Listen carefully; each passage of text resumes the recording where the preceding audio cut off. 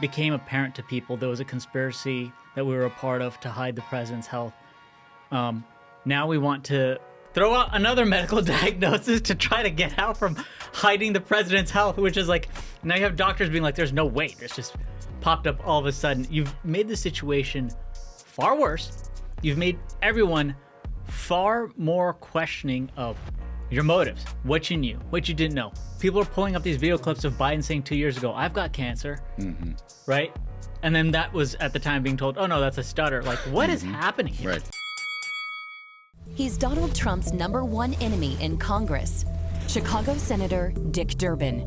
And now Dick Durbin has a new scheme, a government takeover of your credit card. Today, consumers have thousands of choices in credit cards, all with equal, strong security. But Durbin's plan is less competition and less security. And that means more risk for your credit and your identity. Tell Republicans in Congress, stop Dick Durbin's takeover of your credit card before it's too late. Ladies and gentlemen, your attention, please. Keep the faith, hold the line, and own the libs. It's time for our main event. Good Tuesday to you, and welcome back to the Ruthless Friday program. A lot of fun to be had here this week. I'm Josh Holmes, along with Comfortably Smug Michael Duncan and John Ashbrook, left to right across your radio dial, as always. Fellas, a real humdinger of an episode. You keep thinking that you're going to run out of content, and then every week it turns out we're going to do a little bit better than we did the episode before. It's like climbing a mountain in many ways. It's really something. I mean, and it seems like every news cycle bleeds and transforms into the next one. Like, first it's like, okay, well, how long did people know that Joe Biden's health was extremely poor? And then you get another announcement. It's like, what is happening here? It is truly amazing. We're going to talk about that. We've got, obviously, the diagnostics that were done on Joe Biden that rolled out over the weekend. We've got some thoughts on that.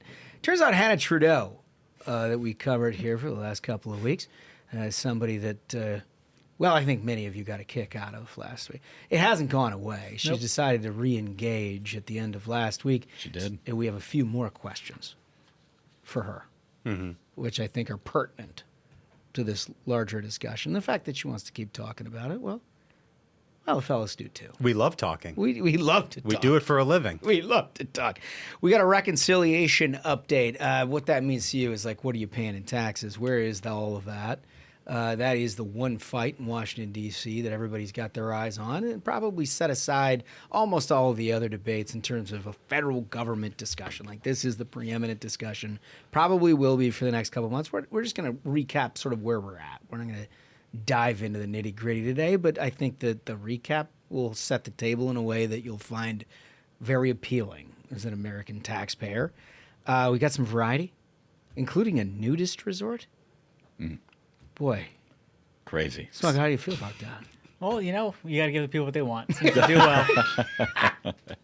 And then we got a great guest, Harmeet Dhillon. She's the United States Assistant Attorney General for the Civil Rights Division.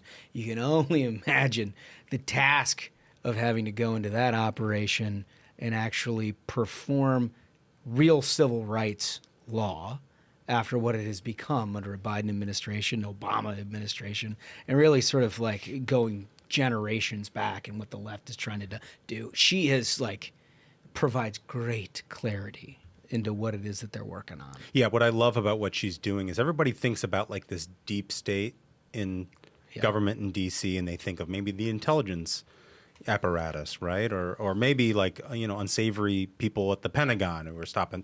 But if you actually really think about what the deep state is, there is a permanent bureaucratic class in all of government that works to our disadvantage as people who want to believe in limited government. Yeah. Yep. And so we're at a disadvantage, like from the beginning, right? That there's this permanent bureaucratic class that exists in government that never wants to leave, and nowhere is it worse than where Harmeet is now. Oh, it's like their beachhead. Yeah. They're really the cornerstone of the left. Anyway, she gives us all of that, and then we're going to tell you.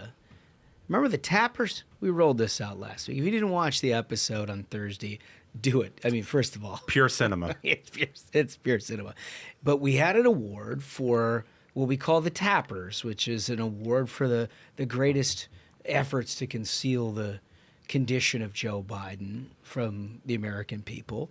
And we had a number of nominees. We're going to give you the winner. You all voted, thousands voted.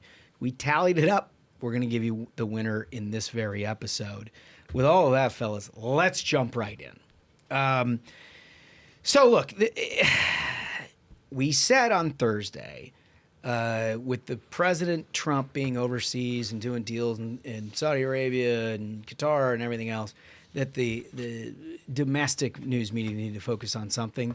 They started focusing on the Tapper award. Mm-hmm. But they started focusing on that new book that he and Alex Thompson wrote, which is basically that everybody was well aware of the decline of Joe Biden. But nobody was willing to say it, and they took efforts to try to conceal it. And what is the inner office? They basically cast blame upon those around Joe Biden, exonerating themselves in many ways from the active efforts of the national news media to just go hook, line, and sinker into whatever it was that Jean-Pierre. Karine. And their cover-up of Joe Biden did not start after he was sworn in. Remember, this is a guy who campaigned from his basement in 2020 because he was incapable of running a traditional presidential race. And they were like, oh, you know what? He's in his basement because of COVID. He's not giving speeches because of COVID. He can't get out there and talk to the people because of COVID. It had nothing to do with the guy's inability to operate. So this is the only topic of conversation that was happening in Washington, D.C. last week. And there was a whole bunch of efforts to try to get out from underneath it. And you saw Joe Biden go on The View with Dr. Jill, which we talked about a little bit, in an effort of the Biden, former Bidens to get out from underneath their precarious situation, which made the announcement that I will tell you about so much more wild in terms of its timing, in that, according to FoxNews.com and almost every other outlet in the English-speaking world, Biden is battling, quote, the most aggressive type, unquote, of prostate cancer with bone metastasis, medical expert says. Okay, so, look, I hate to be cynical about this, but there are many pieces of what Joe Biden was trying to convince the American people of, going back to his initial 2020 run, that forced his supporters and people who were sympathetic to him to be in a situation where they were trying to explain to the American people that their own life experiences on things didn't exist. And that they were just witnessing something that they alone were experts on, would tell you exactly what it was that was happening. In the context of the first 4 years, it was all about, like, you don't know what mental decline looks like, right? Like, nobody who's listening to this has ever had a 75-year-old relative who's become 80 and noticed a decline or noticed a health problem or noticed sort of what end of life looks like. Despite the fact that it is not an American issue, it's a universe. Since God graced this great planet with human life, something we've experienced, and they're telling us, like, don't believe your lying eyes, like, we don't see any of that. And now what they're trying to tell us is, well, in the last 140 days, 6 months. 6 months. Since this guy has been out of office, that Joe Biden has contracted prostate cancer. That is the most diagnosable and preventable form of cancer on planet Earth, that every man at some point as a septuagenarian will either contract or has. Yeah, I saw University of North Carolina had a study that said 80% of men who reach the age of 80 will have prostate cancer. You get it. So, like, you learn at some point in watching parents and grandparents that it's just a thing. It just comes along with being a man and growing old. And prostate cancer is just one of those things. It's why they give you, when you start doing physicals in your 40s, PSA tests. I got mine early because it runs in my family. They give you a test, a blood test that monitors a level, PSA they call it, that if there's any changes, it shows that you have an increased chance of developing prostate cancer. If that number moves around, like you really start to investigate that. Now, the people who develop the aggressive form of this, more likely than not, are people who just don't go to the doctor, right? And they've developed another symptom or something that they're being treated for, that ultimately they find out that this has been going on for quite some time. The President of the United States, in Joe Biden, presumably has the highest level of medical care of anybody on this planet. Like, I've talked to people who've worked in the White House who at a senior level who have had to get similar care, not the same as the president, but similar care because of this same thing. Like, you're trying to insulate, make sure that people can pass stress tests and things like that because they're operating sensitively in the highest levels of the American government. And they've said that, like, they're paying higher life insurance policies because they're subjected to tests that you never would be subjected to. Oh, interesting.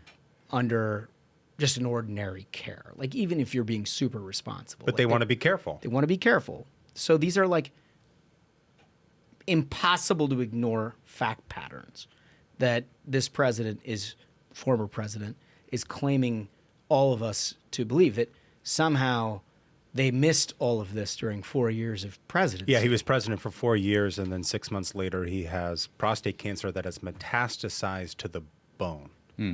Which, look, I'm not a doctor, but prostate cancer typically is pretty slow growing, and you notice it over years, and it's maintained, or you try to reduce it in size. It doesn't typically metastasize to the bone in 6 months. And it wasn't discovered until a week after he made a fool of himself on The View in the context of this book from Jake Tapper and Alex Thompson. The timing is predominant. The timing is predominant. Also, I hate to be cynical about the whole thing, but let's be honest. There's nothing to be cynical about, because let's also be honest. This guy has lied to us over and over and over throughout his administration. And I thought it would be interesting to look back at some of the big lies that Joe Biden has told us through the years, just to go down memory lane. Remember when he said he was a professor at the University of Pennsylvania? He never taught a class. He had a figurehead job. Remember when he said the border was secure? Remember when he said that he never met Hunter Biden's foreign clients? Remember when he said that the Hunter Biden laptop wasn't real? Remember he said inflation was transitory? Remember when he said he wouldn't pardon Hunter Biden? Remember that? Remember when he said he funded 700,000 construction projects all across the country, broadband and everything else? Yeah, right, Joe. Remember when he said his old uncle, Ambrose Finnegan, was eaten by cannibals after being shot down over New Guinea in World War II? Yeah, he said that, yeah. Yeah, he said he confronted some guy named Corn Pop at a swimming pool. Remember that one? Remember when he said his house burned down and nearly killed his wife from a kitchen fire? He told people Mitt Romney would re-enslave them. Yeah. This is a guy who has been lying his entire life, and I don't know why we need to start believing him today. Well, look. I would point out, Ashbrook says that as a man who's had cancer himself. I have. Yeah, and here's the deal. Like, it goes back to the lying eyes preface that my dad's had prostate cancer for a decade, right? He had surgery. They treated it. As is often the case with prostate cancer, the aggressive kind that they're talking about here, it reconstitutes itself. But with PSA tests, like, you understand when it's doing that. And when it does that, you have to deal with it in a different way. But there's a run-up. In the case of my own family, like, you've known for a lot of years how it works its way through. And you're treated along the way. It doesn't just show up. Right. The idea that this has just happened right now is complete fiction. I don't believe it for a second. So, but like, you don't have to take it from the Ruthless Variety program. Look at clip 1. Let's play that.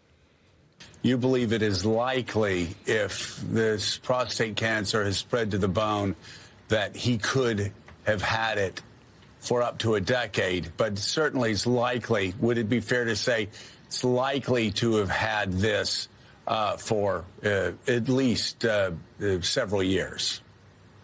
Oh, more than several years. You don't get prostate cancer. So, I just want to stop you. So this is not speculation. If you have prostate cancer that is spread to the bone, then he's most certainly, you were saying, had it when he was president of the United States. Oh, yeah. He did not develop it in the last 100, 200 days. He had it while he was president. He probably had it at the start of his presidency in 2021. Yes, that I don't think there's any disagreement about that. Okay, so that's Dr. Zeke Emanuel. That name might sound sort of familiar. Is that Rahm's brother? Rahm Emanuel's brother. Is that really? He was the chief salesman for Obamacare back in 2009. So this is. I remember his other brother, the one who's in the entertainment industry. Ari. Yeah. Who's making a fortune. Yeah. So he's a hardened partisan Democrat. There is no reason for. He's on Morning Joe. Exactly. He's on MSNBC, stating the obvious. Right. I mean, like, really, do not believe us. Believe that doctor. If they're willing to say that on MSNBC, we're right. But, like, look, this is the president of the United States we're talking about. It's not some senator. It's not some congressman. It's not some private citizen. It's not anything else who's got HIPAA laws and a right to privacy and all these things. The reason you do annual physicals for a president of the United States is in part to make sure that he is okay. The other part is to communicate to the American people and, honestly, the world that somebody doesn't have a health problem. To abuse that, to ensure that you're not telling the full story, and then to everybody to watch this diminished. I mean, honestly, think about if you just had full open kimono. And, like, look, I hate to speculate about this shit because it is what it is. It's like he's now in a precarious situation. It's a human life, and I hate to be sort of, like, cynical and shitty about it, but they put themselves in this situation, not us. And the idea that you just sort of decide to not disclose cancer of an American president, I'll tell you why it matters. It's not that it affects his day job. Even if it did, the biggest issue is what we're seeing in the precipitous decline could have been related to the treatment that this guy was on or wasn't on. It could have been. You know, for those of us who experienced this firsthand, I can tell you, when they start doing radiation treatment and hormone therapy and all the things that they do to deal with advanced age, advanced prostate cancer, it changes you. Brain fog. Yeah, it just changes. Any number of things. At a minimum, it wears you out. You know, 20 years ago, I had radiation treatment for cancer, and it wears you out. It builds up over the course of about a month, and like at the end of that month, you're just like dead tired. It's like you'd run a marathon every single day. Yeah, it wears you out, and like there is no reason to believe what they are saying now. I'm telling you, what Zeke Emanuel is saying is got to be exactly right. Well, he's not the only one. I mean, if you look at Graphic One, Dr. Drew, to be fair, beginning with the finding of a nodule and then discovering advanced disease does not pass the sniff test. Someone not receiving adequate or routine health care, which is basically what we just said, this would make some sense, but it does not fit the level of medical supervision given to a president of the United States. Yeah. Of course. I mean, look, you tune into the Ruthless Variety program in large part because we're just going to tell you what it is, right? And this is just what it is.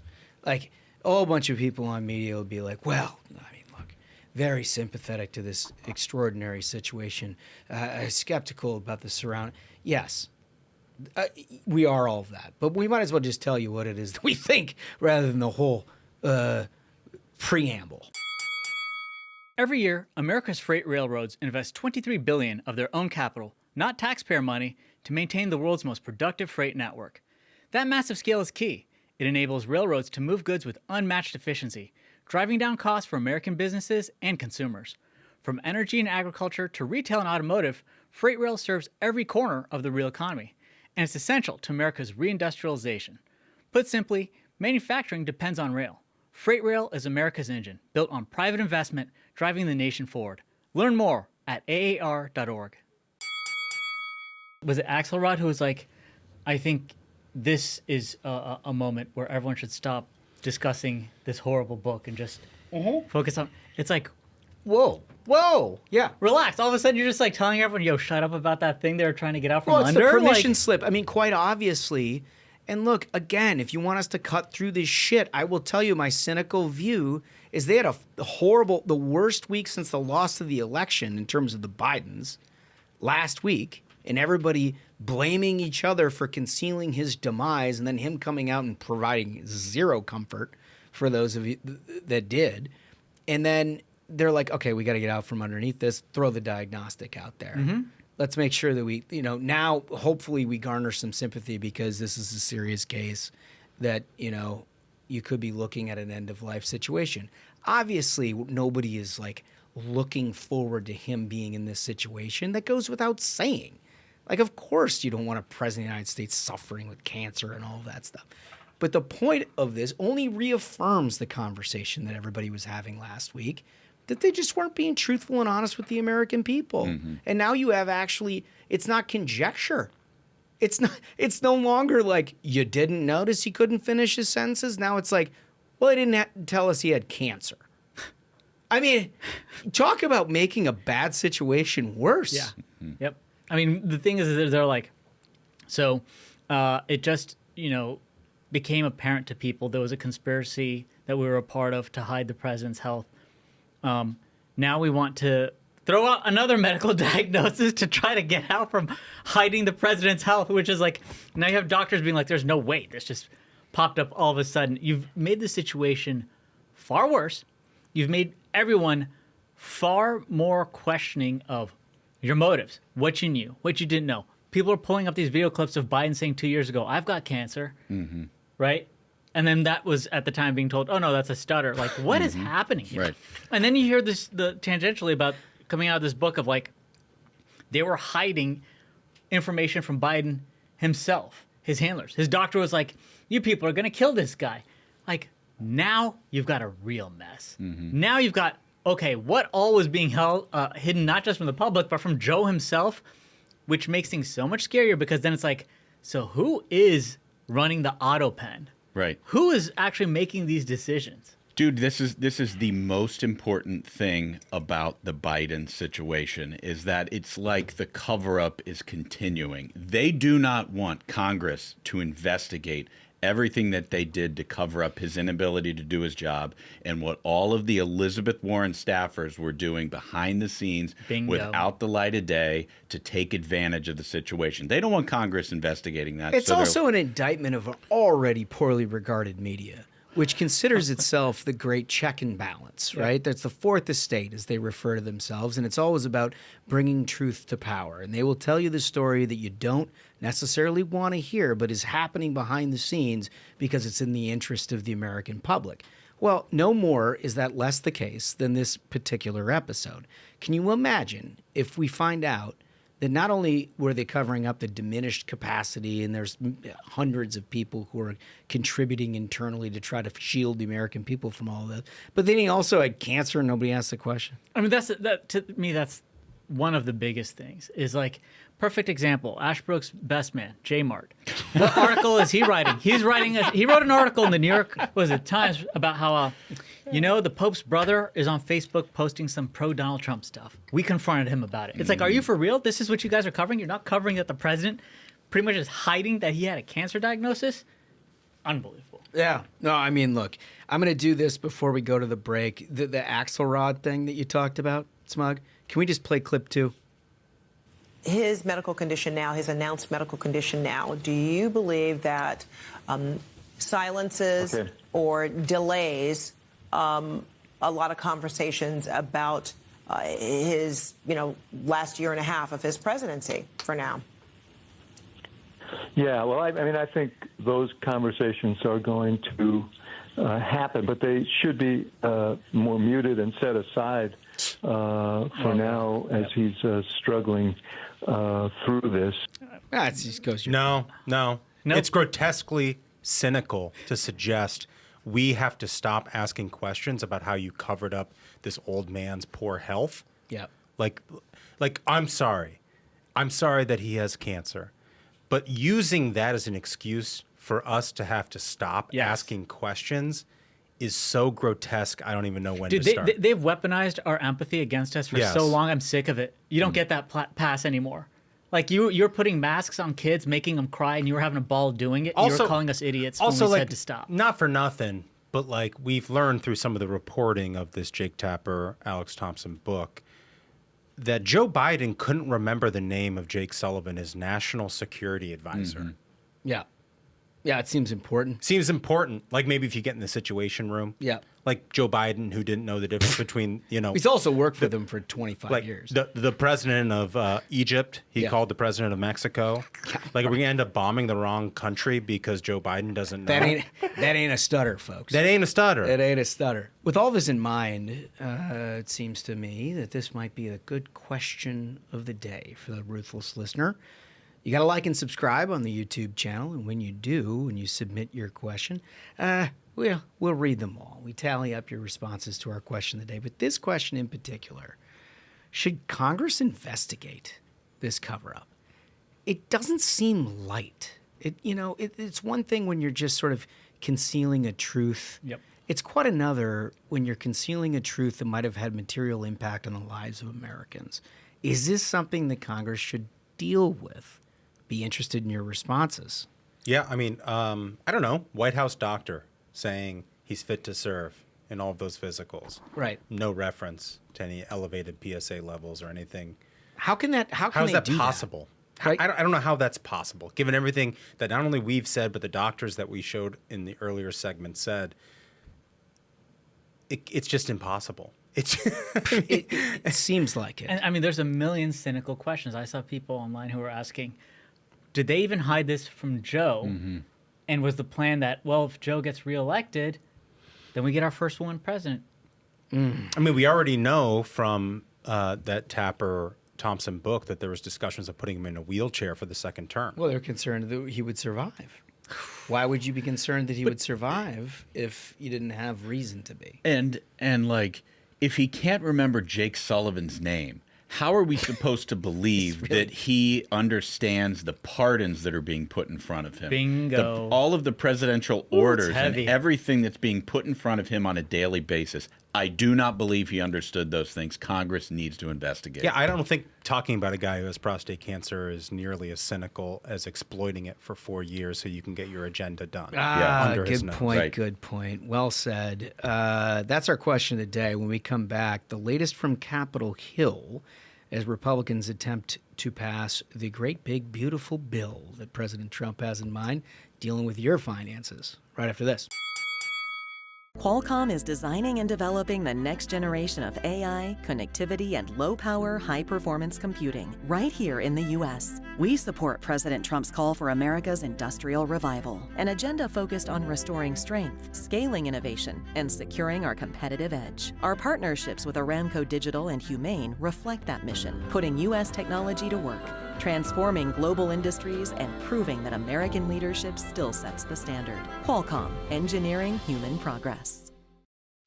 Hardworking Americans know when it's time to roll up our sleeves and get the job done. Now is the time to unleash our nation's energy, to create jobs, secure our future, and make life better, more affordable, and full of opportunity for all Americans. That's the power of America's oil and natural gas. Learn more at lightsonenergy.org. Paid for by the American Petroleum Institute. All right, so we talked a lot about taxes lately, but this is kind of taken over the world, and we're going to probably end up talking about this for a couple of months. Our apologies. We'll do our best to make it entertaining, which I think we can do. Because it's taken many forms and facets. But there's a bill dealing with your tax levels, attempting to preserve them at the rate that they're at. Recall that if they do nothing, that they will go up substantially in every income bracket in the United States, including a whole bunch of subsidiary credits and things like that. Your taxes are going to go up. You go up big time. Ways and Means, Jason Smith, we had him on here as they were marking all of that stuff up earlier. They did their job. They got things out of the Ways and Means Committee in the House. The House is kind of the biggest issue here because of the narrow majority, and you've got huge ideological differences between like Chip Roy and then the SALT caucus. The SALT caucus, they're concerned about state and local tax deductions. They are from states that tax the shit out of their people, which I'm entirely unsympathetic towards. However, those are the people that ultimately make up what is now a majority. Without them, you have no majority in the U.S. House of Representatives. And if you look at the map, it's not going to happen anytime soon without those folks. So you got to take their concerns seriously. Could I give a quick footnote? Yeah. Folks, this is why you need to pay attention to things like redistricting. And when Eric Holder gets parachuted into districts across this country to sue and sue and sue on behalf of the left-wing dark money group that pays him to get lines drawn favorably for Democrats, they smoked us in the last round. And that's why we're stuck in this situation. Yeah. So it's now heading to the Rules Committee. I mean, you got to understand, this is a complicated parliament. I'm not interested in educating you on every facet of how a bill becomes a law, but it's going to another committee, which is difficult. And ultimately what happens out of that is that there's going to be some kind of what they call a manager's package that is dealing with all the concerns that have been expressed since this thing has made the light of day. And you got holdouts on one side that are demanding cuts. It's largely in Medicaid reforms. And I want to clarify that for a minute. I think there has been a really bad job of characterizing what it is that Republicans are attempting to do on Medicaid, because you've got folks who don't have the political skin in the game largely messaging it, right? They don't have populations on Medicaid. They're not in a blue district or a purple district, red district, and they're like, yeah, this is all we talk about, Medicaid cuts.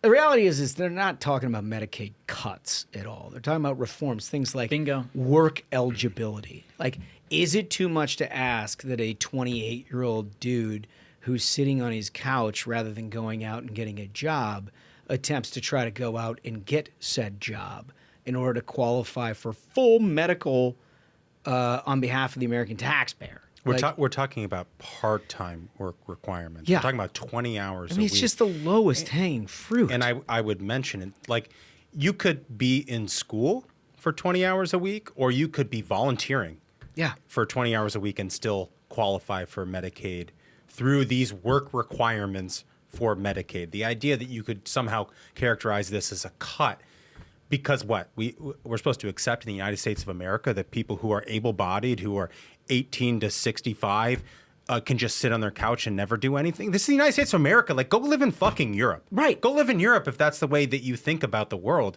But we don't here in this country.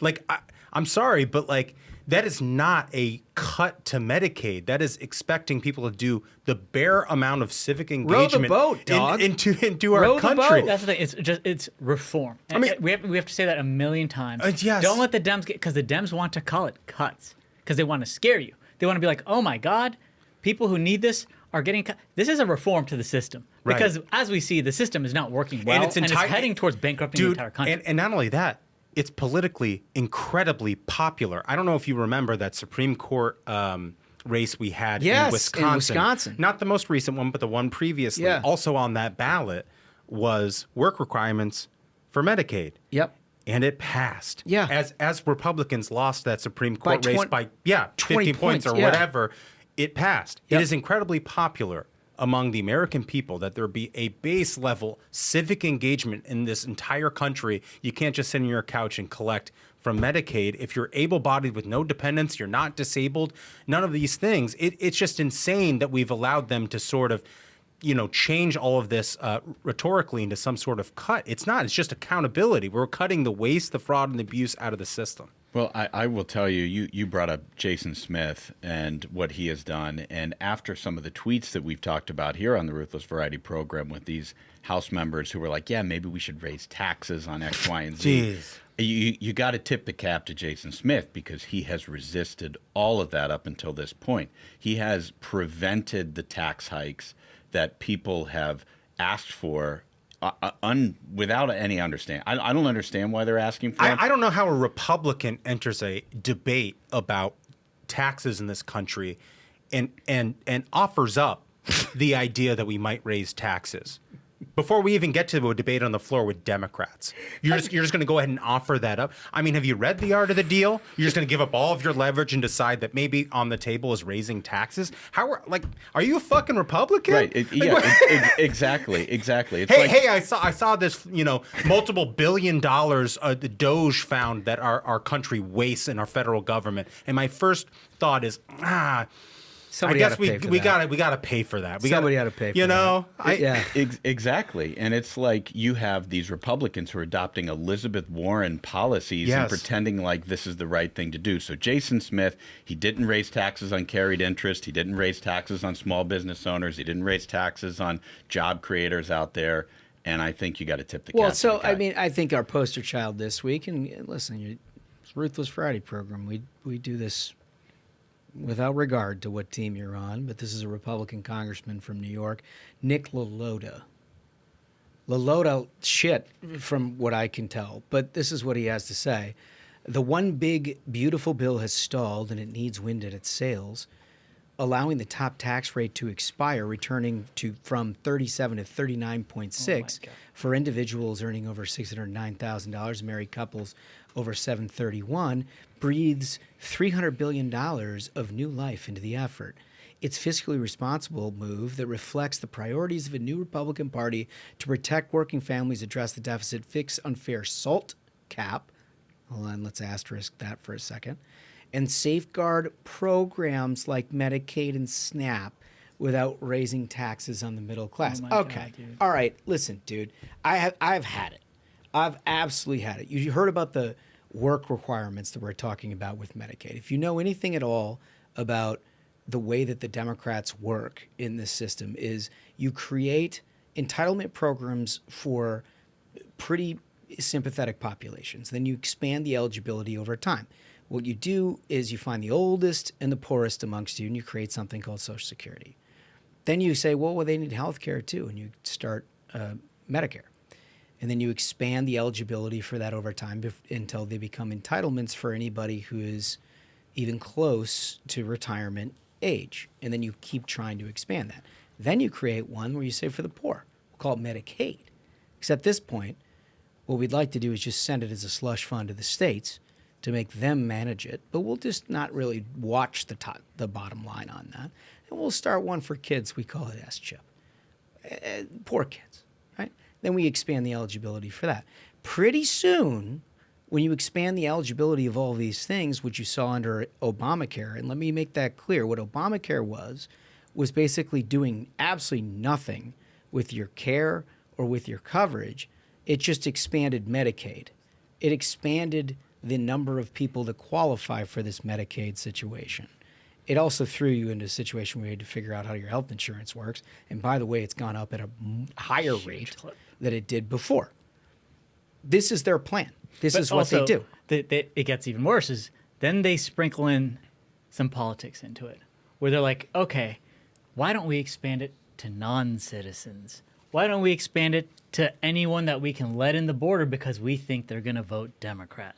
As is the case with, what's the Cal one called? Medi-Cal. Medi-Cal. They basically said in their state they would let any illegal alien qualify for Medicaid. And so the federal government taxpayer, whether you live in Kentucky or Georgia or whatever, is on the hook for funding millions of people who are not citizens in California as a result of these decisions. Made worse by the fact that during COVID, we expanded the pot to make sure that all of this money would never run out under enhanced medical problems, a time of great uncertainty. We got to make sure the states have all of it. And what states have done, because they have to balance their budgets every year, is take that money and use it basically as a slush fund to enable them to do a whole bunch of other budget ingenuity to not actually balance their books because the federal government's picking up the back end in these block grants in the Medicaid program. So obviously they don't want, you're sending money to us. Don't change that. Don't change that. The constituency winnows, right? Even Republican governors, you're in states, you're like, man, that's a lot of money. Like, don't change that. Keep that here. Problem is between Medicare, Medicaid, and Social Security, there is 75% of your federal budget that Congress never votes on at all. And the reason they never vote on it all is it's on autopilot. And unless you make changes to that, it will go away entirely. You're now $36 trillion in debt. Your ability to finance all of that shit comes to an end when somebody calls their cards to the table. What the House Republicans are trying to do, and I'm with the Chip Roys of the world on this, is actually make reforms that would continue to serve the targeted population for Medicaid, but put like work requirements in it. And then you get guys like Nick LaLota who are like, I got an idea. Let's raise taxes on 50 states of small businesses in this country in order to ensure that I don't have to wither Democratic attacks about a clearly fraud-ridden system of Medicaid. And like, here's the thing, man. Like that, just on the baseline, we just went through a couple months of getting headlines of like, Elon Musk found out that USAID was spending $50 billion on educating trans people in Venezuela. It's like, we've gotten story after story about how the government has been lighting the money we send them on fire, right? And his takeaway is, we got to send the government more money. Yeah, guys. right. Well, and I'm not under any illusion, and none of you are under the illusion that somehow if we, made all of those Doge cuts statute, that we would somehow we eliminate the national debt. I don't think that. None of us think that. No, it's part of the false. Right. Yeah. That's part of the whole false thing. We're not voting on 75% of the budget, right? Like it is. Don't pretend like we are. Right. Don't pretend that we are. But in that tweet, what he's saying is this is going to breathe new life with $300 billion into this discussion. None of that is a discussion of actually tackling that debt. No. It's about paying for a SALT deduction for his rich people in his district. Bingo. And so every small business around the country and every other state has to pay for a higher deduction for his constituents. And I understand the politics of it. Who happened to, by the way, elect a government that thinks it's perfectly appropriate to take 50 some odd % of your constituents' money. Right. Like that's where they live and that's what they do. And God bless them. I understand the politics of it. These people elected you. I get it. And to your point earlier, we have a very small majority that is built on people in these high tax states that make up part of this Republican majority. I get it. From a policy standpoint, it doesn't make any sense. It's garbage. And it's definitely unfair. It's garbage. And it's especially insulting to wrap it in the language of this other stuff you're talking about protecting a new Republican working class majority, when that is not what SALT deduction is. Let's be honest. You can look at the tables of how this benefit actually goes out on a percentile basis to taxpayers. Newsflash, it's not to working class Americans. Well, also, imagine telling the vast majority of the 70 some odd million that voted for President Trump last year, when he talked about tax deductions and preserving tax cuts and all of those things, that the new Republican Party stands for codifying and expanding entitlements in this country on the backs of small businesses, and that the only thing that we really care about is the revenue flow in which to do so. Mm-hmm.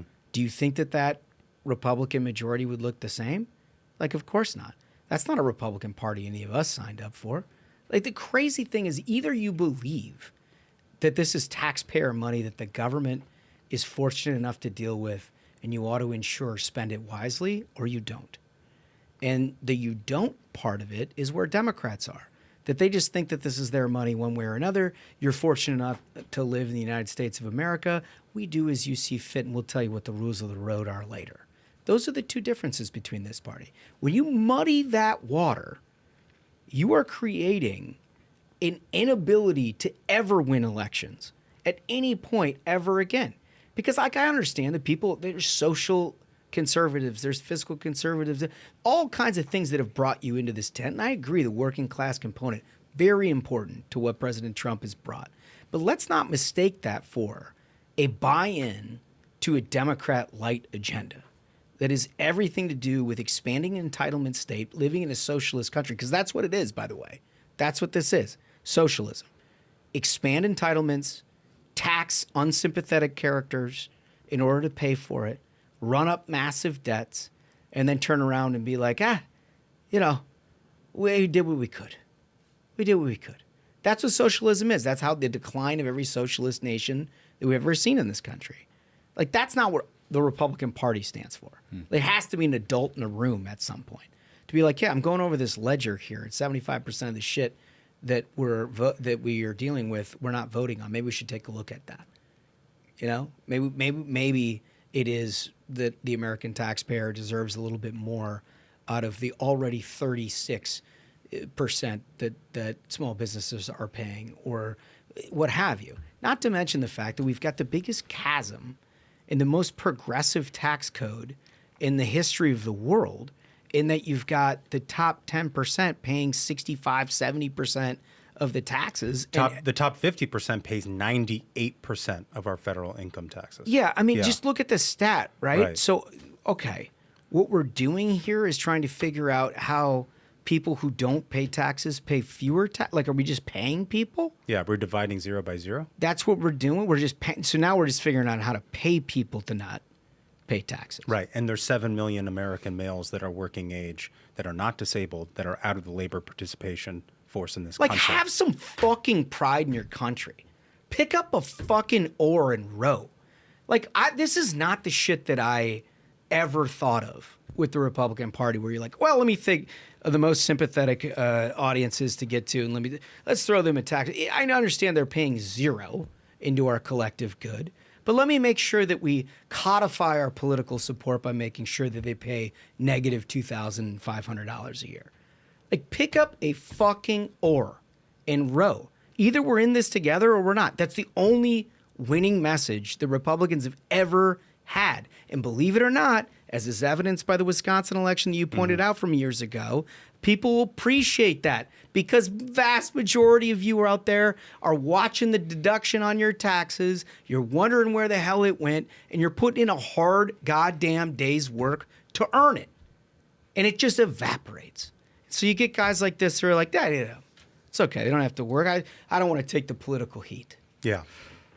It's just pathetic. It's tough. I don't blame, first of all, I don't blame, like, the speaker and Jason Smith and those folks who are trying to get this past the finish line. They have to entertain all this insanity. Right. Because they don't have anything to lose. I think they've done a really good job to get it to this point.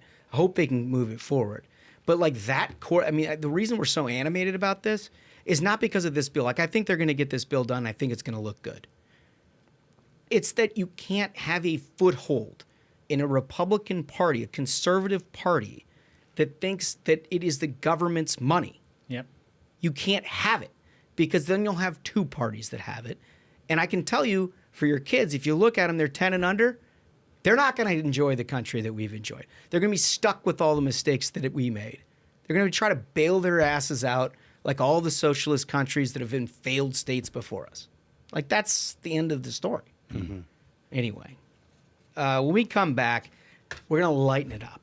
Well, we do. There's one thing I want to raise before we go to break, and that is this guy who's been nominated to run NASA. Another Capitol Hill item. Yeah. Have you heard about this guy, Jared Isaacman, by the way? Yes. This guy is an absolute badass. He comes from the business world. He's got all these jets. He's been to space a couple of times, and President Trump has nominated him to run NASA in the way that President Trump is running the government. So you have a business guy who's bringing a business mindset to a gigantic government program in hopes to improve it. And I know you guys have heard about him.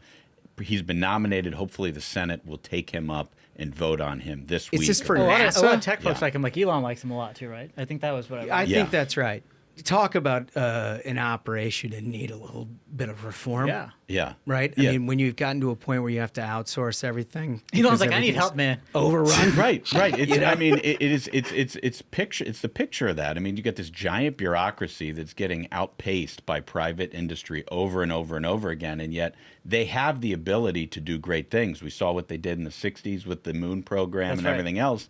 They can do great things, also, but they need the right leadership. Partnerships and things like that, like thinking outside the box. You're not a bureaucrat that sort of pushes paper around. I would just like them to not strand astronauts in space. Wouldn't that be nice? For a very long time. Be awfully nice. That'd be great. That'd be something if to we celebrate. can fix that, that'd be great. Yeah. What's his name again? Jared Isaacman. Coming up this week? Hopefully. We need the majority leader to put him on the floor this week. Okay. All right. Well, that's a good flag. When we come back, we're going to get to the winner of the Tapper Award after this. You did all the right things. You worked hard, you worked your way up, and you invested your money in a 401k or other retirement plan. Your future is all set, right? Wrong. The retirement system as we know it is currently under attack from misguided policymakers in D.C. The Trump tax cuts are set to expire this year. Renewing them will be a big fight in Congress. Right now, the tax code protects 401ks, IRAs, and other plans that help you save. Some people want to change that. Your representatives in Congress must protect the tax advantages that more than 100 million Americans rely on to save for retirement. You deserve policies that build on the current retirement system to secure your financial future, not jeopardize it. If Americans know one thing, it's resilience. To stay resilient, we need immediate action from our leaders. Head to helpusretire.org to take action and reach out to your representatives in Congress today. Help Us Retire is sponsored by the Investment Company Institute, representing asset managers serving individual investors. Ladies and gentlemen, the winner of this year's Tapper Award for excellence in concealing Biden's decline is Joe Scarborough. Well deserved. I mean, and what a victory. I mean, I was looking at the votes as they were coming in. It was a landslide. It was a real blowout. We tallied it up. The crack team here, led by Spaghetts and Wolf, tallied everything you had to say on YouTube. And My X. God. 90.5% had Scarborough winning that joint. Drubbing. Yeah, it turns out when you have your whole segment be, hey, cut this tape. This is the best Joe Biden we've ever seen. You know, the theatricality of the entire exposition that Scarborough had in his clip. He sold it. And he sold it, and clearly he oversold it. He definitely did. We've taken the liberty of thinking about how we would present such an award. We're open to suggestions on that. We understand that Jake Tapper is trying to sell a book. He's reached out with some interest in coming on the Variety program. We've contacted his bookers to see if that's a likelihood. Perhaps we could present him with an award that he could bestow upon Morning really Joe. Great idea. Wouldn't that be nice? Oh, fantastic. It would be nice. I just think it's a nice gesture for all their hard work that they've done. Okay, guys. Hannah Trudo. Hannah Trudo. For those of you who weren't with us, we highlighted a story about a journalist turned Democratic politician. She had a whole lot to say about how she understood the Democratic Party, and they were all letting their constituents down. She could do it better. She described herself as working class. We questioned some of that, and at which point she engaged us and said, well, I'd be happy to come on the show and discuss the specifics. So we gave her 2 weeks, and we reached out.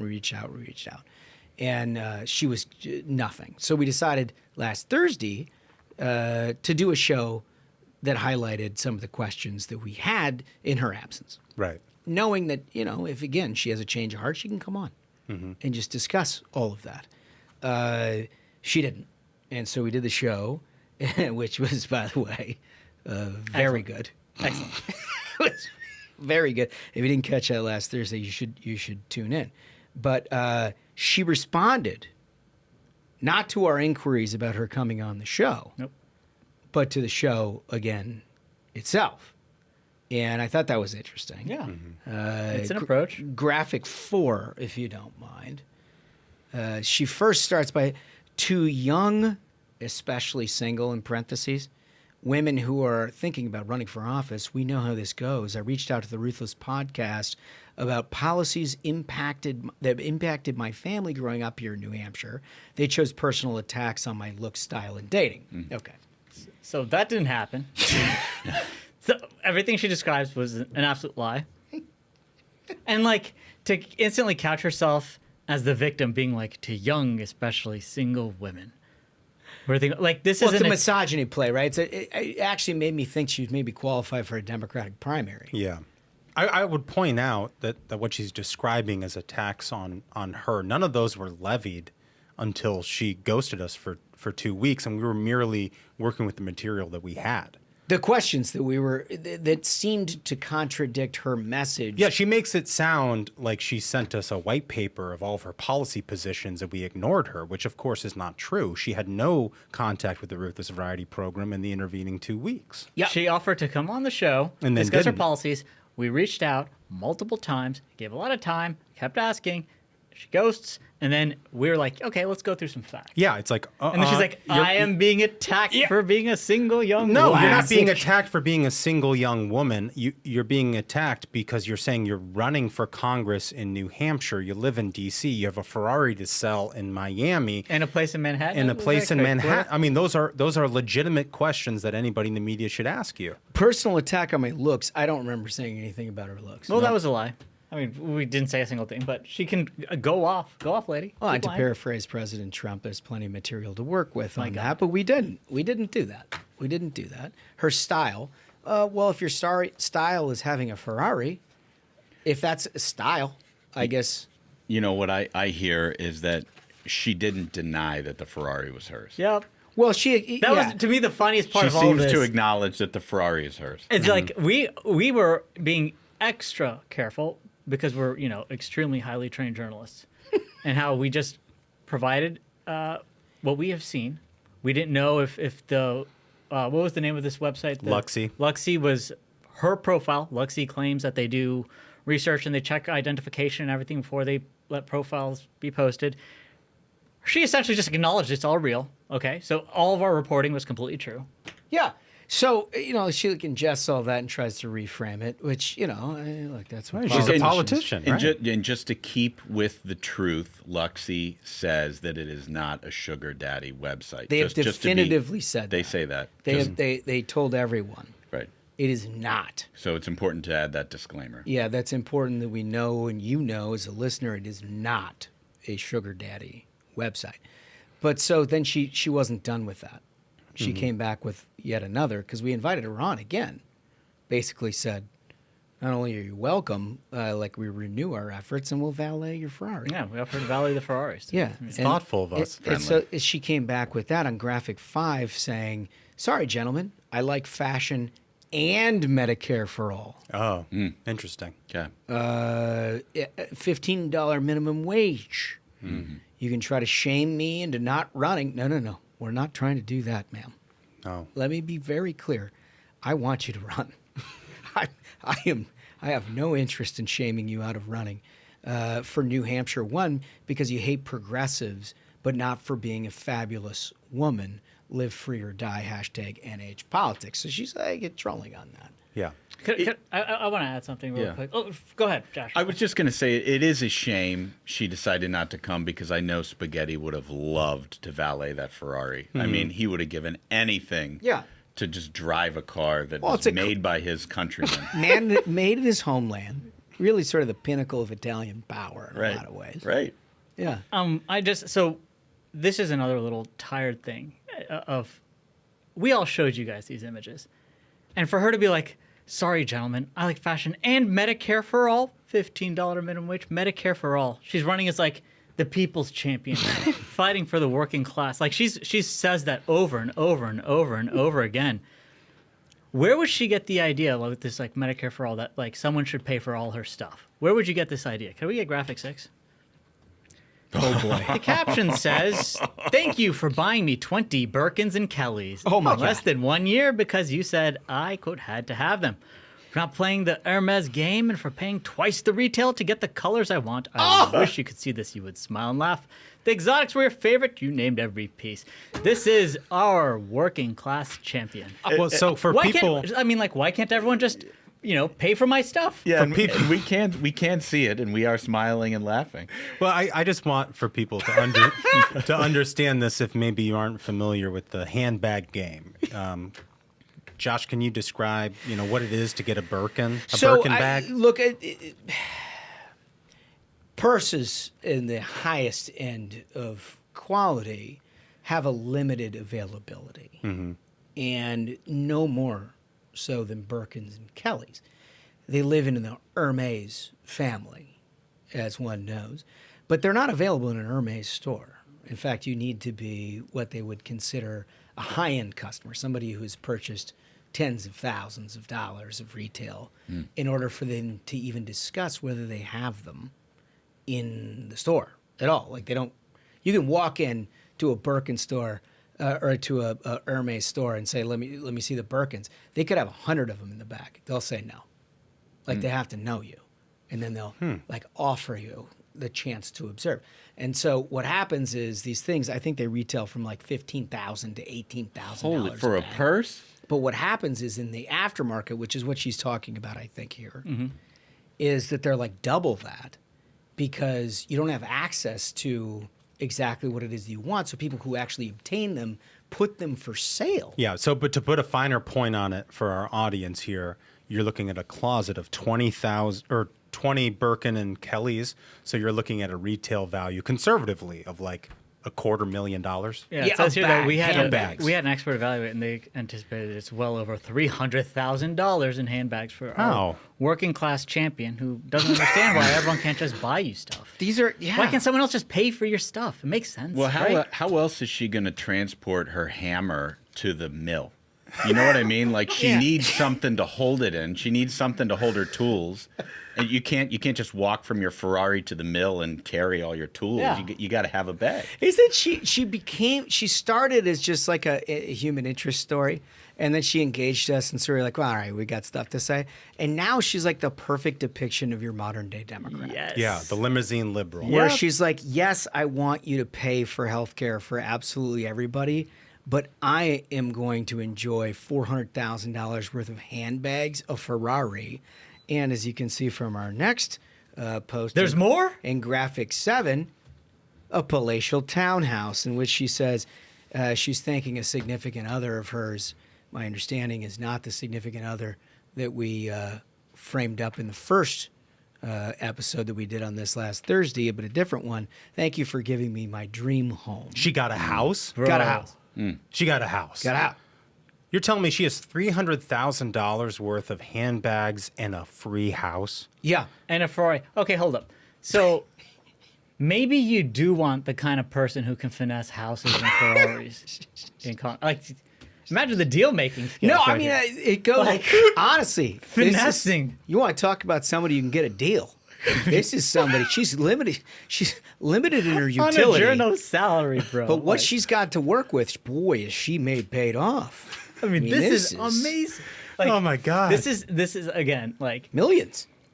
The perfect encapsulation of what the left is now. It's people with like mansions in Manhattan and Ferraris and $500,000 in clothes and purses being like, I'm the champion of the middle class and the working class.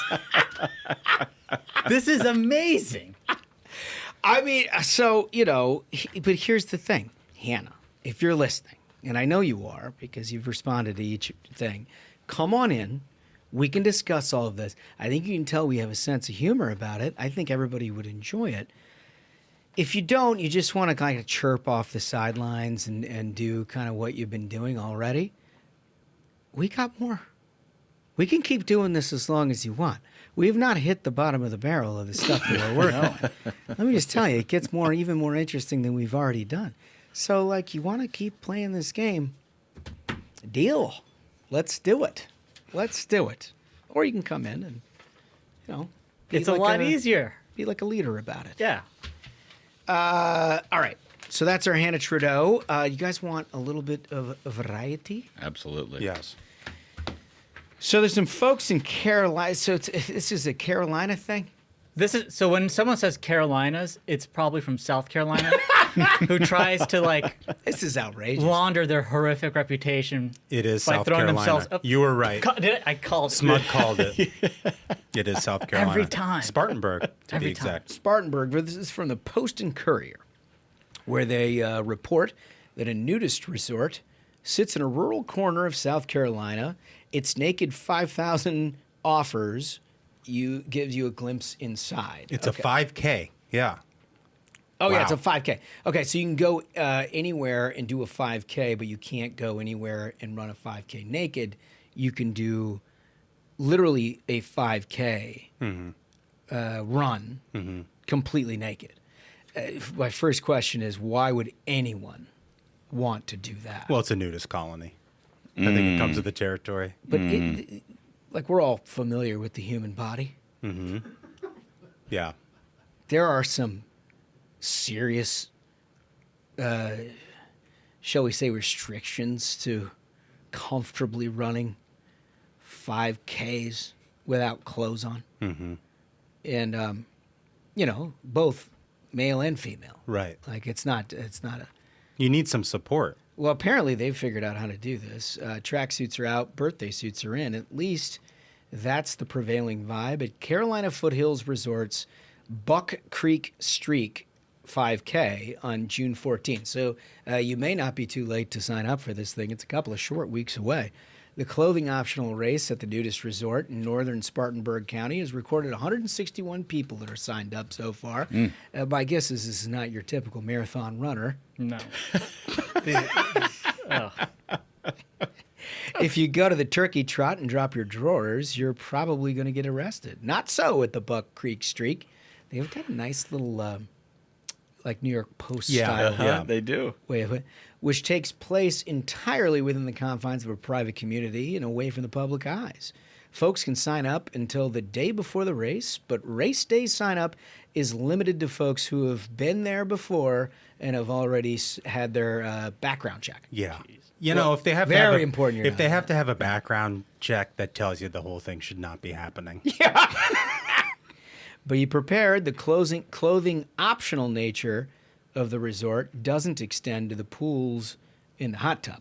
So there's no optional part of the pools or the hot tub. You have to be completely naked. For those activities, nudity is mandatory. Right. Well, I hope there's a shower after the 5K before the hot tub. Also, like, in general, never use a public pool or a public hot tub. Like, that's in general. You just want to sit and never use a public pool. Human soup with other people who you don't know. Never use a public pool. Never use a public pool. Why would you do that? There's chlorine, man. It's general. Never use a public pool. Sit in human soup with people you don't know. Disgusting, dude. That's horrible. Think about that.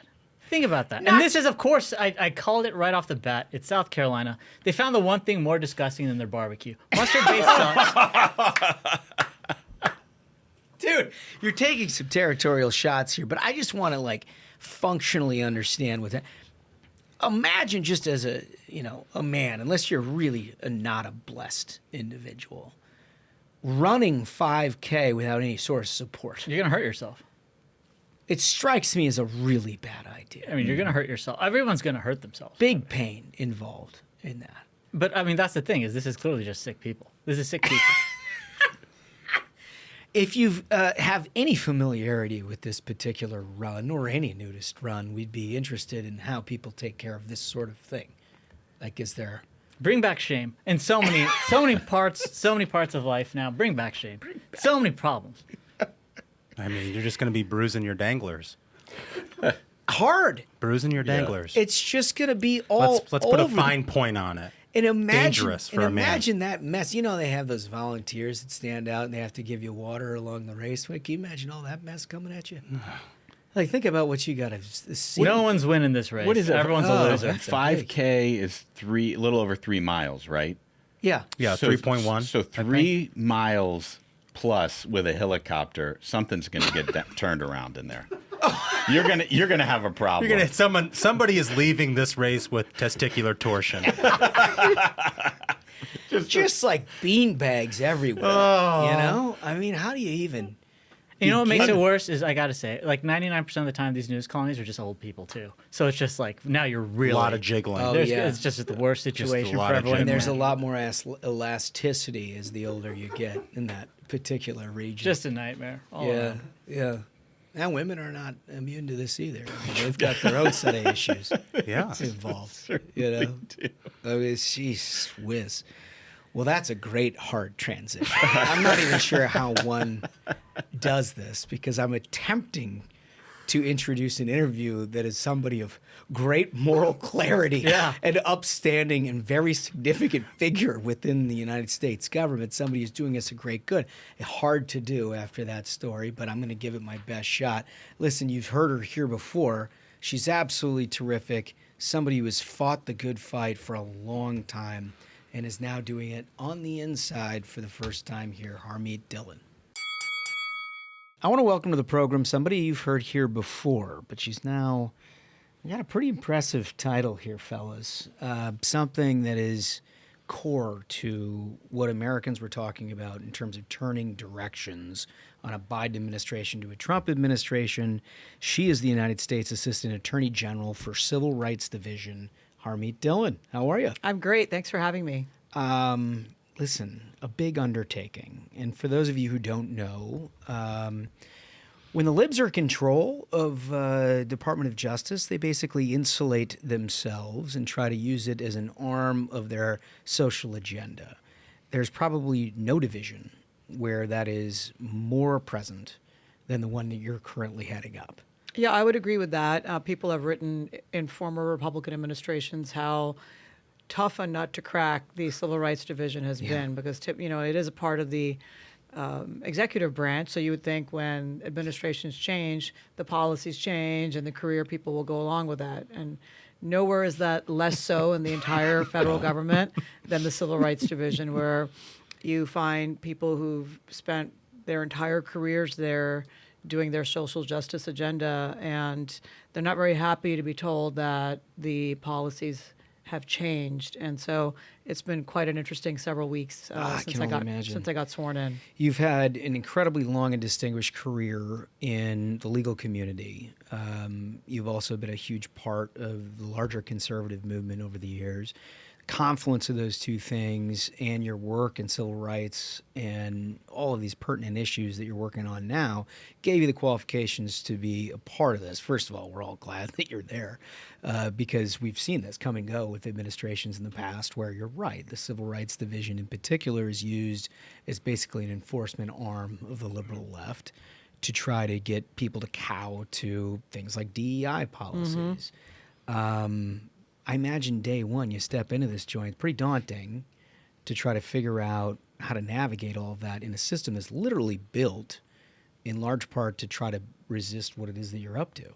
Well, so there's a few interesting themes going on here. One is that the right lawyers, and I gave a speech about this at the Federalist Society last week, conservative lawyers, they got good credentials, they go out and they have their loans and they decide the best way to make a living for the most part, successful ones, is to join a big law firm where you're basically doing defense work. Mm-hmm. You're not doing plaintiff civil rights work. So there is a dearth of lawyers in our side that is willing to go for the jugular and file lawsuits that advance the agenda of the conservative movement.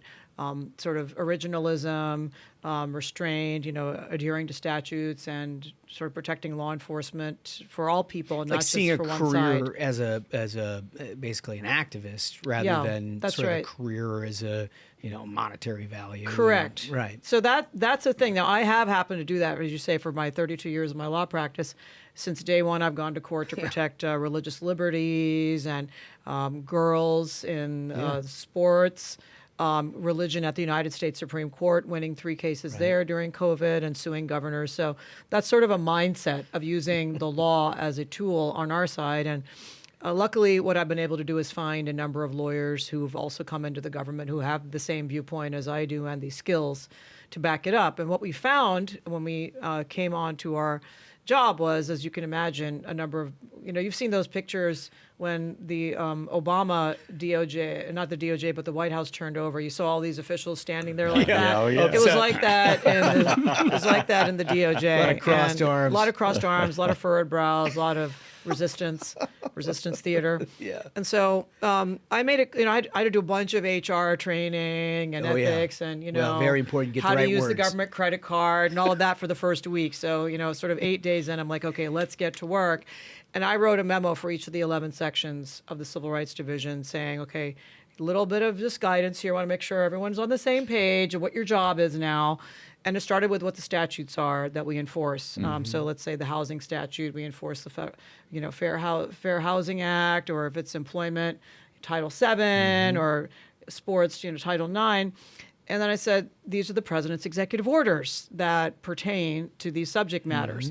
Get rid of DEI and, get rid of whatever it is. You all know what the president has ordered out there. Yeah. And this caused shock waves to go through. How dare we enforce the law? And the Department of Justice. The Department of Justice. And, we also had some backlogs in some areas that some people didn't want to really...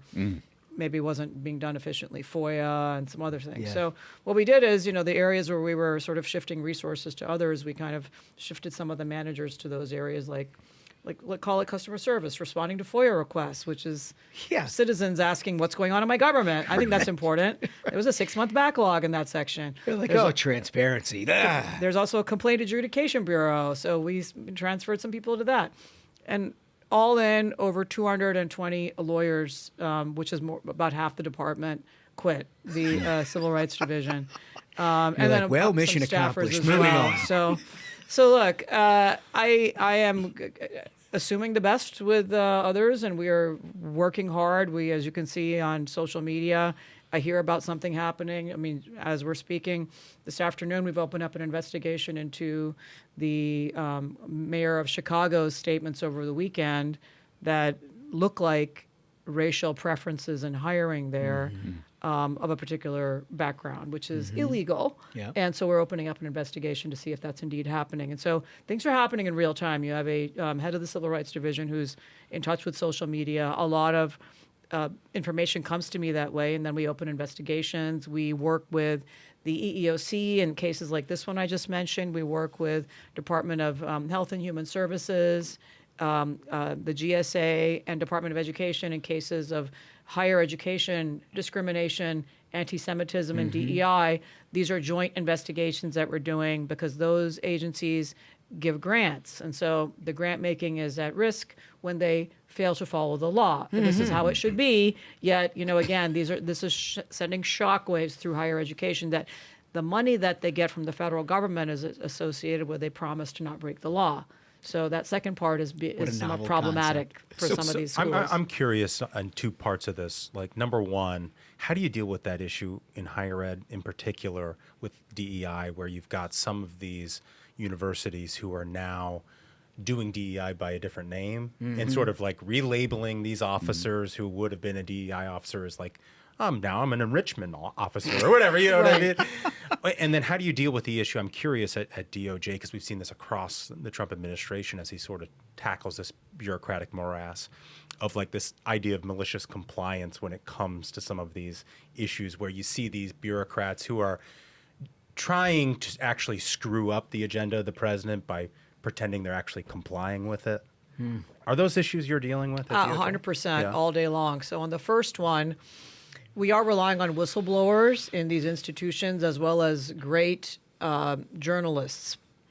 One of the beauties of Elon Musk owning X has been to really galvanize citizen journalism. And so we don't have to get stuff filtered through the nightly news. Right. And now we can actually get direct information. Chris Rufo has done some great no journalism. And I'm in touch with him whenever I see a journalist out there that is interested in sharing information. We use that as a starting point. We have to do our own investigation.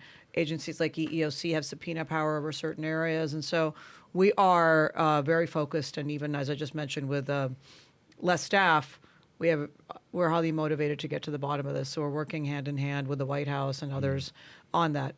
On the malicious compliance, this was flagged for me before I even got sworn in. Political appointees at a high level have some training that the White House does. And so among that, there's a public post on LinkedIn of a former government lawyer saying, this is how you mess up and throw sand in the gears of the new administration. If someone gives you a direct order, you send 20 emails asking for clarification. You basically require them to break it down for you like you're really stupid. And then you write a long memo saying why you can't do it. And, we've experienced this. Just this morning, I had a staff meeting with some of my colleagues, and one of them recounted an instance of that. So how you deal with that is, once you realize who's doing it, you make it very clear that you view that as, obstructive and insubordination. And they kind of, of course, each of us has to follow our ethical precepts. If you don't like this job, you can certainly quit like people did. That's fair. That's what I would do if I were given orders at work all day that I absolutely, for some moral reason, couldn't do. But what they're doing is taking the money and taking the job and keeping it and trying to undermine. That's insubordination. It's not tolerated. So government workers have certain protections. So you have to document what's going on and give them a direct order. And if they refuse to follow it, then job consequences follow. But it's not as fast as in our workplaces where if this happens, you're like, employment at will. Sorry, you're fired. Here's a box. Get your stuff. Don't let the door hit you. This is not how things work in the government. So luckily, I do have a background in employment law as I was going to say of staff. It comes in real handy. So we are familiar with how to do this. Yes. Well, Michael asked about higher ed, and obviously anti-Semitism has been rampant on these college campuses over the last couple of years. And I know you guys are doing an awful lot to try to crack down on that. I wonder if you could tell everybody what you're doing. It's really troubling. My alma mater, University of Virginia, has gotten 2 letters from my department and one of my deputies about this. And so what you're seeing all over, and it's just really shocking to me, actually. I mean, last week I gave a speech at the DOJ on the 80th anniversary of American troops liberating people from the concentration camps. And, our country has been a leader in these issues, and yet on college campuses, and I think turbocharged by foreign influence and foreign money. I know other elements of our government are looking at this, but professors are openly blocking access of people who are visibly Jewish from getting to classrooms. You saw the lawsuit in Colombia of janitors who were held hostage. They aren't even, Jewish. They just happen to be held hostage by these Hamas protesters. We're giving visas to people who hate America, and they're surprised. And all these nonprofits and the ACLU are suddenly surprised when you get deported or on a deportation order for violating the terms of your visa. So we have to enforce our laws. Our laws are actually pretty good, but people have gotten used to a lack of enforcement. And it is illegal in America to discriminate against people on the basis of their religion. It breaks my heart to hear of Jewish students on campuses, Northwestern and some others. Their parents have told me at events their child who wears a yarmulke feels unsafe crossing the campus. That is shameful. It is shameful for all of us in the United States, and we're putting an end to it at the Department of Justice Civil Rights Division. No, it's really, really well done. I mean, look, if you take a step back, part of the reason why this job is so difficult and why previous administrations have been unable to actually get their arms wrapped around it is you've got the whole political connotation that's with the Civil Rights Division and the Democratic Party's insistence through the mainstream media that they sort of have a codlock on what civil rights actually are. And so they therefore then have all of these organizations that sort of dictate what that is, and it's always a leftist agenda. But you have a background in all of this. You've fought this your entire career, and so you kind of see it coming. You know what you're there to expect.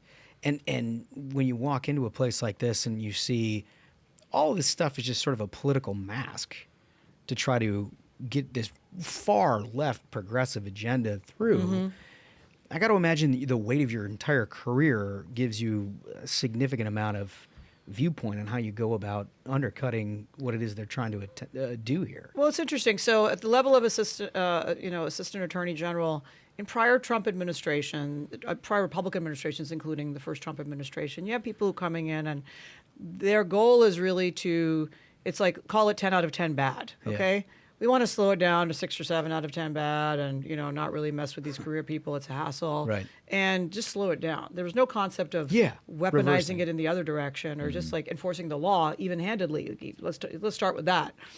I'm a little older than some of the ones who've done this job before, and I do have a long career. And so I think an important superpower when you come to D.C., and too many judges and people who serve in administrations don't have this, is you have to not crave being liked. Okay, you have to not care about. You're singing our rap sheet right here. I don't care about being invited to cocktail parties.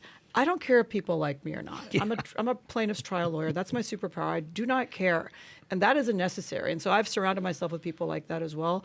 We want to do what is right. We don't need to be liked by the rank and file or by the plaintiff's bar. And so, yes, during my hearing, every single civil rights group in the United States came out against me. She's not qualified. She doesn't know civil rights. I've won tens or hundreds of millions of dollars for my clients in civil rights cases using the civil rights laws for them, but from a different perspective. It's not a leftist perspective. It is not a leftist perspective. The United States Supreme Court, those cases where we challenged the shutdowns of people of faith to be able to pray, those are civil rights cases. Yeah. The cases of parents who are denied the right to control their children's transgender indoctrination behind their parents' backs in the schools, those are civil rights cases. And cases of people being fired for their political views under California law and the laws of some other states. James Damore, his case when he sued Google, that's a civil rights case. Yeah. And so, yes, we can use civil rights for the good. And I'm proud to say today, where there was no such job where you could do it 32 years ago when I got out of UVA Law School, today there are nonprofits that do this work every day. And so where penitent priest privilege is being threatened in Washington State, there are civil rights groups that are pro First Amendment that are stepping up to help. And so the world has changed, and we need to change with it. Yeah, I think the larger point that I'm sort of wrapping my head around is it's not just about the current policy of the president so much as it is this larger redefinition of civil rights back to its original intent of what civil rights ultimately is. We joke all the time on our show about how this era, sort of post-George Floyd and DEI and all of these things, will go down as one of the more racist times in American history. Obviously pales in comparison to slavery and some of the civil rights activity in the 1960s, for example. But in modern-day context, racism is just racism. That's right. Right? And being able to just cut through the vernacular, the modern-day definition that is entirely formulated by the left, to go back to the original intent of what civil rights law ought to do is at least part of the remit here. It absolutely is. And, you know, today we do have a history of racism in our country. We have shameful time periods where blacks were enslaved, and then they were considered to be less than fully human. And then there was segregation, even in our lifetimes.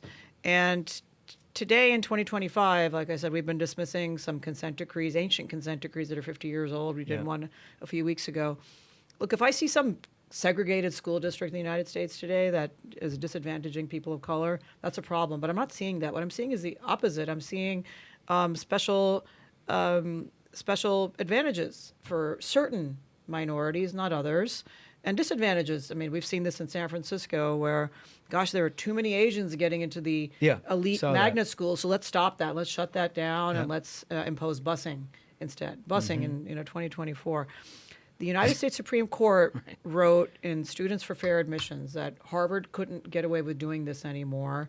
That's the law of the United States. And so what you're seeing, to your point of they're simply changing the title of the DEI into something else, or here's what they're doing. It's very transparent.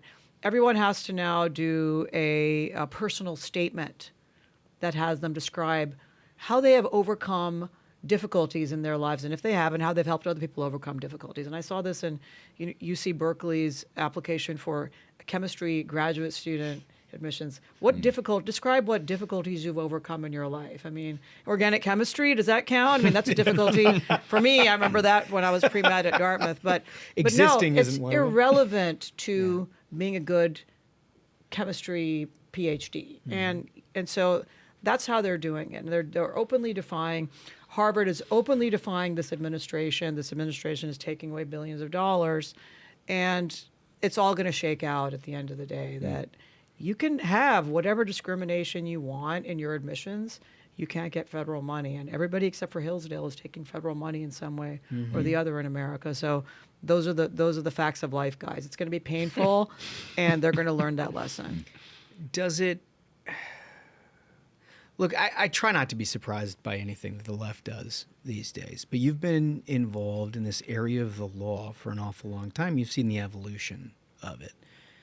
Is it ever just jarring to get to a point where you've seen, sort of a feminist movement that worked hand in hand with, people right, left, and center to get things like Title IX across the finish line, that now a feminist movement is working to ensure that women have to compete against men?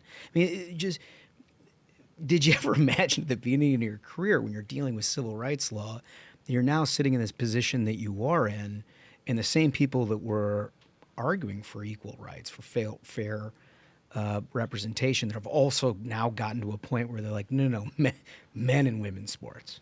Well, so what's interesting is that's actually one of the areas where I'm seeing a very interesting pendulum swinging in the opposite direction. So Canary in the Coal Mine was an interesting case where I represented my first radical feminist client many years ago. I sued Twitter before Elon owned Twitter, and it was called Twitter. And this radical feminist, she calls herself a radical feminist from Canada, was objecting to a dude going into in a dress, going into the women's locker rooms. And in this case, it was a man going by the name of Jessica Yanev. Jessica would bring shakedown cases in British Columbia, forcing largely immigrant women doing waxing in their homes to present as a woman, and he would, surprise, take off the dress and please wax my male genitalia. Horrific. And these women were like, I thought bake the cake was bad. I mean, these women were like, yeah, we're doing waxing in our homes because we don't want to touch your junk. And so this feminist was standing up for these women and their right to determine their own businesses and what they were willing to do in their homes. Right. And she referred to Jessica as a he on X and was bounced. Yeah. And X's rules did not allow you to be bounced for misgendering at the time. It wasn't even a thing. And they just changed their rules. They breached their contract with their users, and they did. I sued X, and I lost Twitter at the time. And I lost, and the judge said, under Communications Decency Act, which I'm sure you guys have talked about in some other episodes. So we lost. But that was I said, there are feminists out there who are willing to stand up for real, old-fashioned women as God defined them. And now you have journalists, you have sports figures, Martina Navratilova, J.K. Rowling has championed this movement in the UK. To great personal expense and harassment even of these thankless actors and actresses whose careers they made. And the UK, the Supreme Court granted a case of these Scottish women who wanted women defined as biological women, and they're ahead of the United States on that. And so it is actually a space where women, traditional older women, are taking back the space. And my nonprofit, before I started this job, we represented a lady in her 80s who objected to a guy in the girls' locker room at the YMCA in Washington State saying, and she asked, do you have a penis? It's awkward thing to have to say in the girls. Sure looks like one. Public. Because this person was helping a child, was adjusting a child's bathing suit, and the woman's instinct was to be protective, and so that's an ongoing lawsuit in our country. But I think the pendulum is swinging on that issue, and I think that with what you're seeing redefined in our military today, I think ultimately we're going to look back on this trans trend, and we haven't even gotten into the grooming and mutilation of children in our country. I think we're going to look back on that as being an era like we do of lobotomies and other disgraced medical practices in our country. It's not going to be viewed as a thing that is admirable in 10 or 20 years. 100%. I think. Yeah, so I wanted to ask you about anti-Christian bias as you've seen it at the Department of Justice. I look back to something like Obama suing, the Little Sisters of the Poor and fighting them in court on the abortion mandate in Obamacare as like a seminal moment in this fight as it relates to, Christians having objections to our federal government. I'm curious, fast forward now, all these years later, what is it that you're seeing in that area? Yeah, so the president signed an executive order on the weaponization of the government against Christians. So we have a Christian task force, anti-Christian elimination of bias task force. And we had a meeting at the DOJ, I think in my second week, and many cabinet heads came there and told stories of how in their own agency, for example, in the military, Christian priests were told not to be so overt about their Christianity.